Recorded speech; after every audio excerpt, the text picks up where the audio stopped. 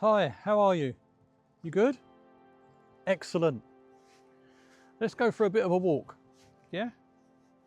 Let me just tell you, it's 28th of October today, 2025, and it's the afternoon. Just dropped Rose off at work, so I'm free for a couple of hours to chat to you. Now today, I want to talk to you about,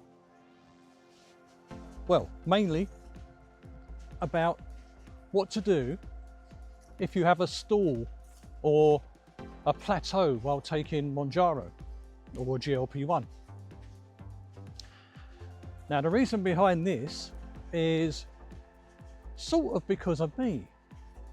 Now let me tell you, on Sunday morning I did my usual weigh-in, which I've done every week now for the last 17, 18 weeks, I can't remember how many. And this week, for the third week running, I've just lost a pound.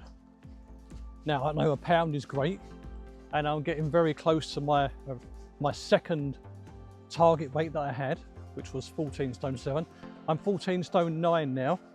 I started off on, hang on, let me tell you that in funny money. 14 stone 9, that's 205 pounds. And let me look at my notes here, 93 kilos, which is great. You know, I'm over the moon with that. But I feel as if my weight loss is slowing down. And I think, well, that doesn't sound like the best thing. So,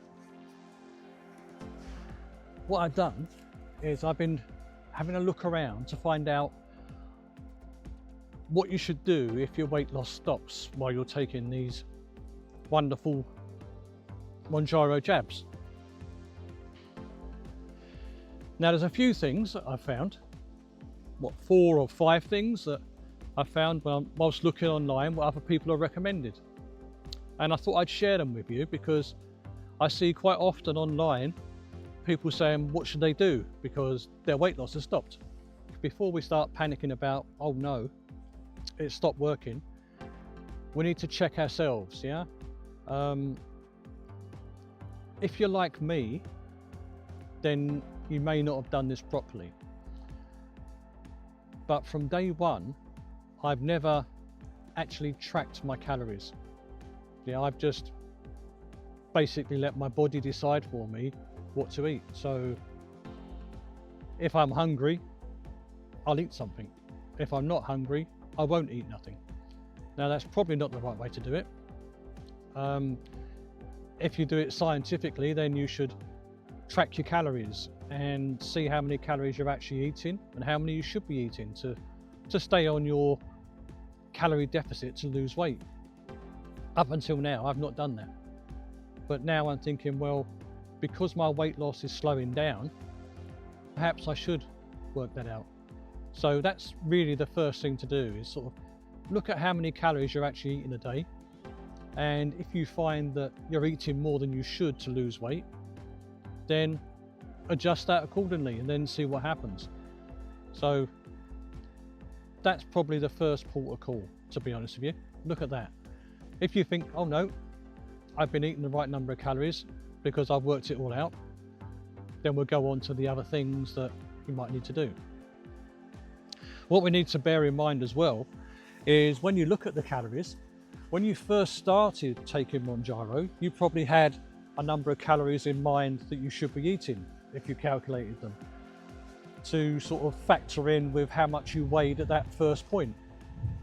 Now, like me, if you're 17, 18 weeks in, or more importantly, 45 pounds down from where you started, then your calorie intake should be less than what it was when you first started Mounjaro. So you need to adjust your numbers accordingly. Like I said to you before, I've never worked out my calories, so I don't know what mine should be, but that's going to be my project for the next couple of days, is to work out where we are. There's lots of apps you can use, lots of free apps in fact to use to actually find out how many calories you should be eating. And if you use this one here, I'm cheating a bit here because I can't think of one to write. So if I just point there and it appears on the screen by magic, it's as if I thought of which one it is. But I wrote it down at home and I've not got it with me. So hopefully that's a good one, and we can go from there. So once we've got our calories sorted, and you think, yes, you've been having the right number of calories, but nothing's working, we've got to look at other things we can do to actually make things happen. So one of the things I've read online, which seems to work for lots of people, is to check how many carbs you're taking in each day. Now, I'm definitely a culprit of this thing, because I focus nearly completely on how much protein I'm taking in. Although I'm not counting the calories, I do make sure I'm having plenty of protein. Now, when you do that, you sort of exclude most of your carbs, or I have.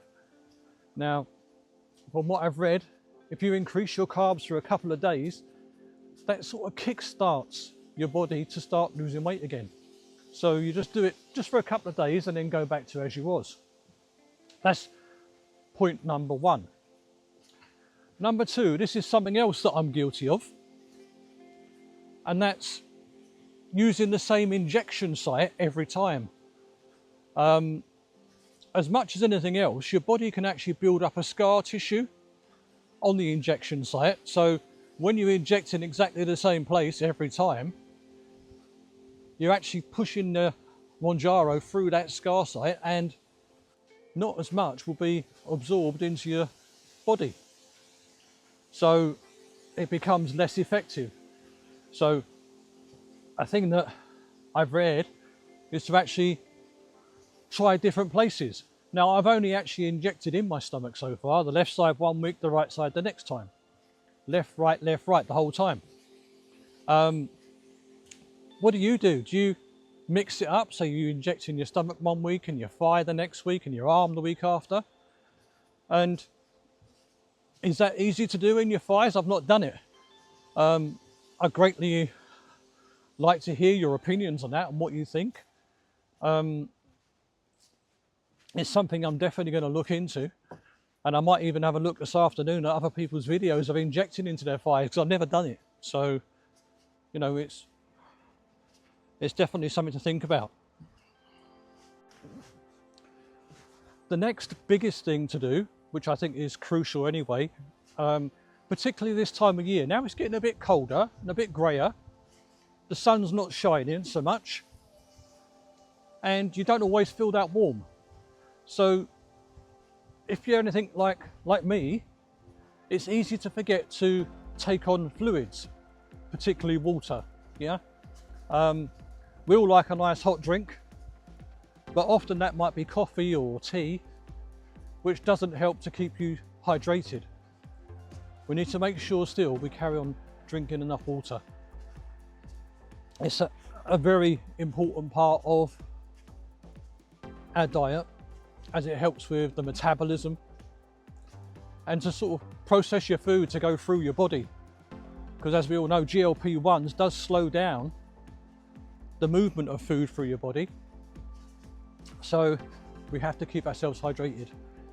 So drink water, drink more water if you're not drinking enough already. Push it on, yeah, push it up that level. Get in as much as you can, you know, but not all in one go. Don't drink 2 or 3 litres first thing in the morning, don't have nothing else the rest of the day. Spread it out, yeah, so have a glass of water, I don't know, every hour and a half, 2 hours if you have to. I know it's a painful thing to remember, but it's a very good part of keeping your body working properly. Before I tell you the next couple of things, which I've read up about, I'm going to give you a quick little break from this Mounjaro talk. Send you over to Paul in his cab. I know he's gone to see somebody, or he's gone to see a house somewhere, which is quite controversial, and hopefully you'll like it. If you don't like it, please don't press the unlike button, but just put in the comments, don't show her again, and I won't. But I thought it was a very interesting place, or sorry, Paul thought this was an interesting place for you to see. So go and see him, have a quick little look at what he's got to show you, and then come back and we'll carry on. Yep, okay, thank you. Yep, thanks for that. Have a good day, thank you. Unreal. I was just thinking about you. I thought it's a shame you're not here now, because where I am, you know, it's a very exclusive square in central London. Let me, hang on. I'm guessing Paul sent you over, yeah, from wherever he is. Hopefully he's out having a walk today. It's about time he went out for a walk. It's been a little while. He's been a bit lapsed recently, really, to be honest with you. But that's another subject. Now, it's Sunday today, Sunday the 26th of October, 2025. And I'm in central London, in a place called Belgravia. And in a very exclusive square in central Belgravia. It's called Chester Square. Now, Chester Square is famous for lots of things, but lots of top level famous people have lived in the square and still do live in this square. If I tell you some of the people who live in this square or have done, you've got people like Nigella Lawson. She used to have a home here. She may still have a home, I'm not going to tell you that, but she's one of the people. Roman Abramovich, he had a place here. Who else was there? Jose Mourinho, the ex-Chelsea boss, twice over, he lived here. And I believe he's still got a house here somewhere. But I'm not saying that one way or the other. You know, that's a bit naughty if I do. Mick Jagger, yeah, he had a place here as well. So, very significant people lived here. But at the minute, I'm outside a house that belonged to somebody even more famous than that back in the day. And she sort of had a love-hate relationship with everybody. Well, that's not true. Everybody had a love-hate relationship with her. She was a bit like Marmite, either you loved her or you hated her. And there was sort of no in-between really. But she made massive differences to our country, where we are. She was the first of something as well in this country. And changed many, many people's lives. Millions of people's lives, in fact. Yeah.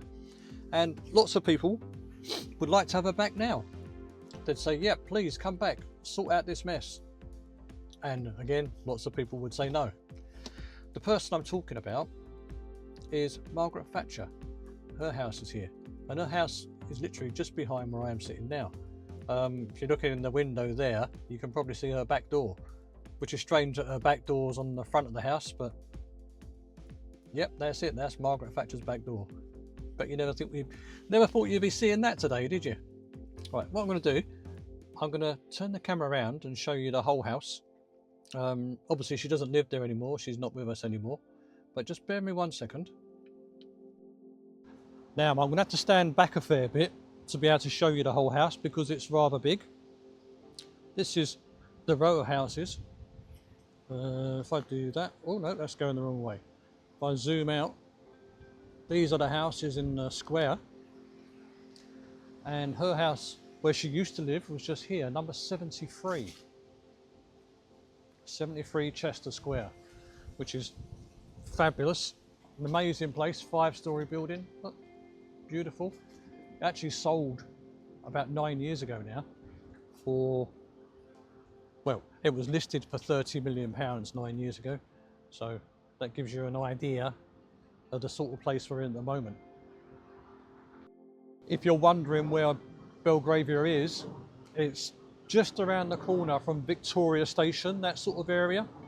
So slap bang central. It's SW1, Southwest 1, which is the same postcode, incidentally, as Buckingham Palace, which is probably a 10-minute walk away.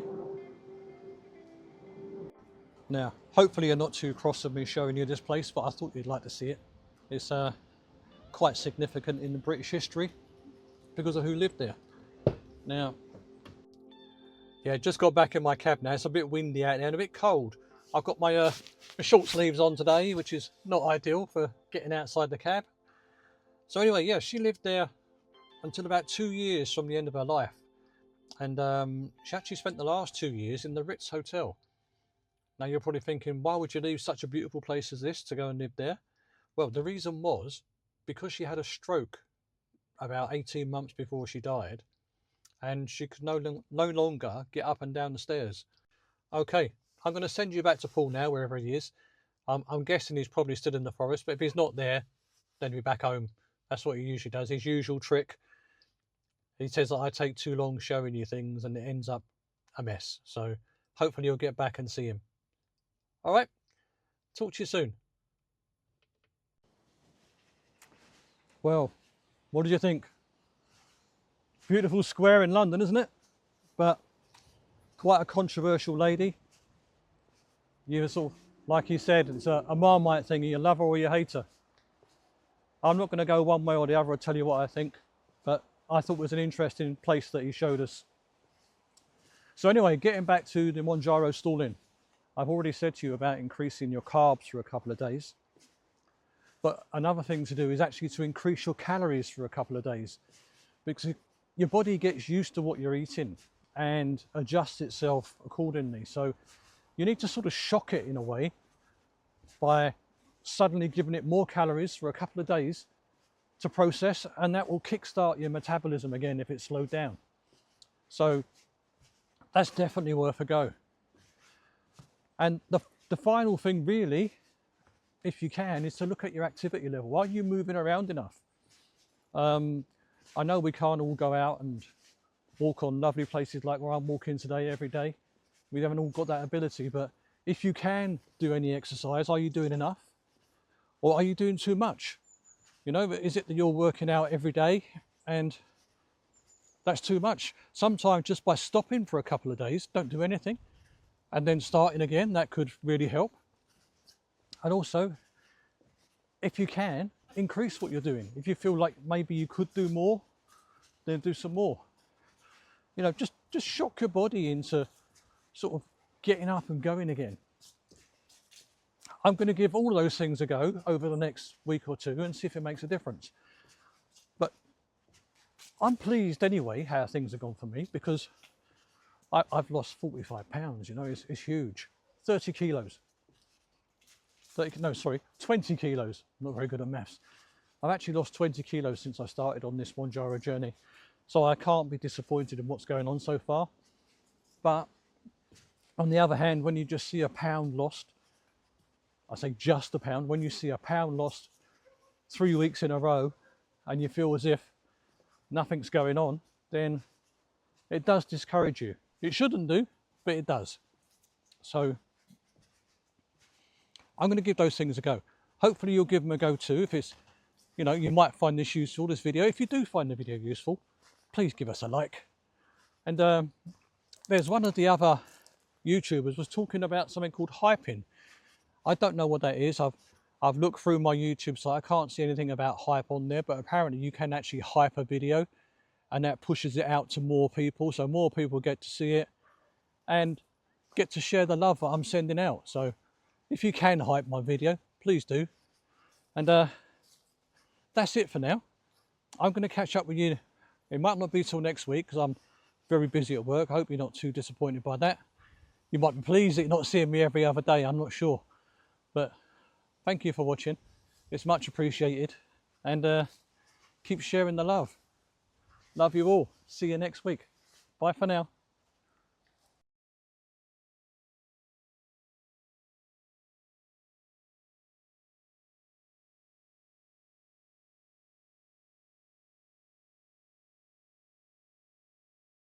The London cap. I forgot my own name.